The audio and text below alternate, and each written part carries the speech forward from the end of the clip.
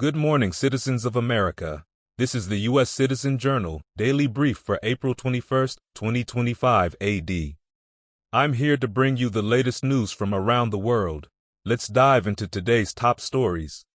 Sound and fury of Trump's policies not seen in data. Baby bonuses. Parental rights SCOTUS case. Trump targets paper checks. Iran nuclear talks enter endgame. Flash. Pope Francis dead at 88. 1. Sound and fury. Trump's policies roar, but economic data stays silent. Imagine you didn't follow the news or social media and watched the world only through economic data. You would not have guessed the White House changed hands in January. President Trump's deportations, tariffs, federal layoffs and funding suspensions have generated nonstop headlines and frayed confidence, yet left surprisingly little trace on the economy. Hiring, spending and inflation look a lot like they did under Joe Biden. The disconnect is deeply disorienting.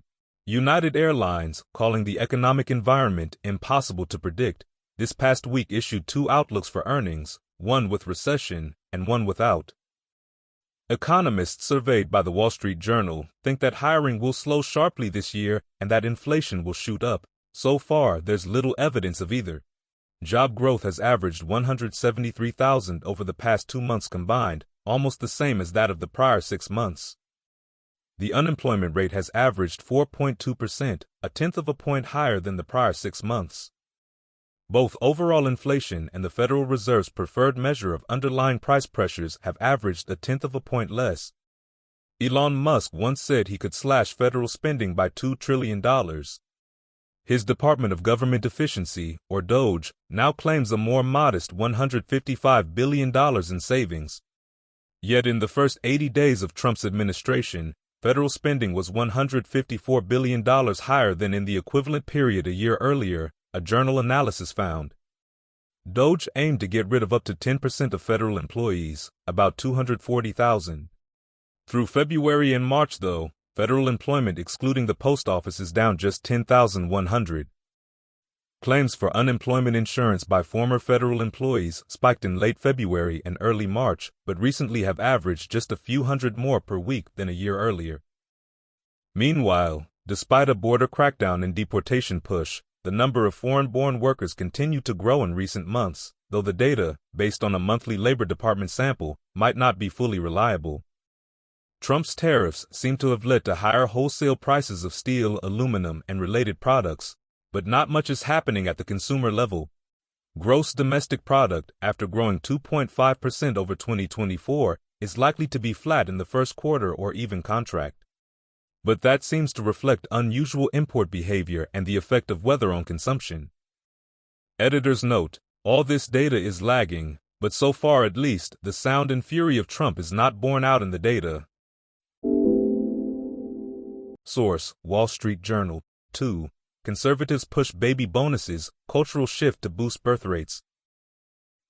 The White House has been hearing out a chorus of ideas in recent weeks for persuading Americans to get married and have more children, an early sign that the Trump administration will embrace a new cultural agenda pushed by many of its allies on the right to reverse declining birth rates and push conservative family values. One proposal shared with aides would reserve 30% of scholarships for the Fulbright program, the prestigious, government-backed international fellowship, for applicants who are married or have children. Another would give a $5,000 cash baby bonus to every American mother after delivery. A third calls on the government to fund programs that educate women on their menstrual cycles, in part so they can better understand when they are ovulating and able to conceive. Those ideas, and others, are emerging from a movement concerned with declining birth rates that has been gaining steam for years and now finally has allies in the U.S. administration, including Vice President J.D. Vance and Elon Musk. Policy experts and advocates of boosting the birth rate have been meeting with White House aides, sometimes handing over written proposals on ways to help or convince women to have more babies, according to 4 people who have been part of the meetings who spoke on the condition of anonymity to discuss private conversations. Editor's note: after Roe v. Wade, much of the pro-life movement has refocused on this. Source: New York Times. 3. Supreme Court weighs parental rights over LGBTQ+ books in schools. The debate over parental rights and religious freedom returns to the Supreme Court this week in a case testing whether families have a right to pull their kids from public school lessons featuring LGBTQ+ themed books at odds with their religious beliefs. The lawsuit over story time in books with titles such as Uncle Bobby's Wedding and Love, Violet touches on the type of diversity and inclusion efforts the Trump administration has targeted on college campuses and in government and private businesses. It is one of 3 major religious rights cases on the Supreme Court's docket this term.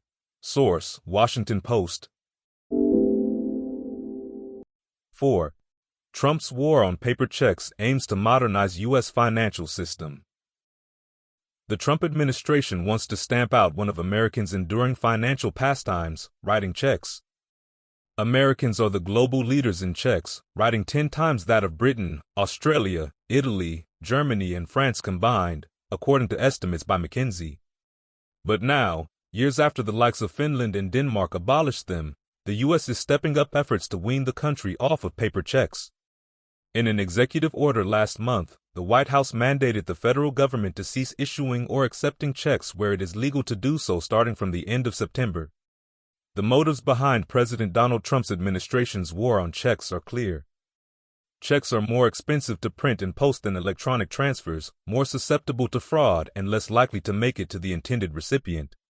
It's 2025, we shouldn't be mailing paper checks at a cost that's basically 10 times that of an electronic payment, said Joe Fielding, a partner in Bain & Company's financial services practice.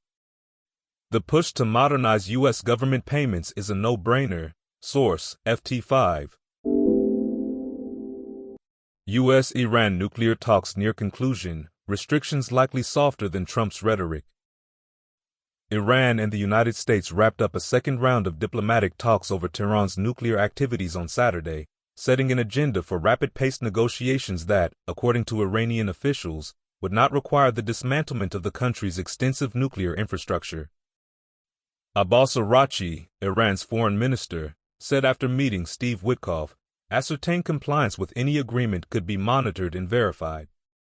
But implicit in that description of the future negotiations was an assumption that President Trump would be willing to back down from the administration's original insistence that all of Iran's major nuclear sites and long-range missile arsenals must be subject to what Michael Waltz, Mr. Trump's national security advisor, recently called full dismantlement. The question of whether to allow Iran to retain the ability to produce nuclear fuel, with the risk that it could use it to create a bomb, has sharply divided Mr. Trump's advisors. Those divisions have broken out in public in recent days, even as Mr. Witkoff, a real estate developer and friend of the president, was preparing for the talks that took place on Saturday at the residence of the Omani ambassador in Rome. Oman is acting as mediator in the talks. Source: New York Times. April 21, 753 BC. Rome founded. According to tradition, on April 21, 753 BC, Romulus and his twin brother Remus found Rome on the site where they were suckled by a she-wolf as orphaned infants. That's all for today's brief. Join us again tomorrow for more news and updates. This show was produced by Greg Loving, wishing you a great day ahead. Please follow and rate us on Apple Podcasts or Spotify. It helps other listeners find us. Stay informed and ad astra per aspera.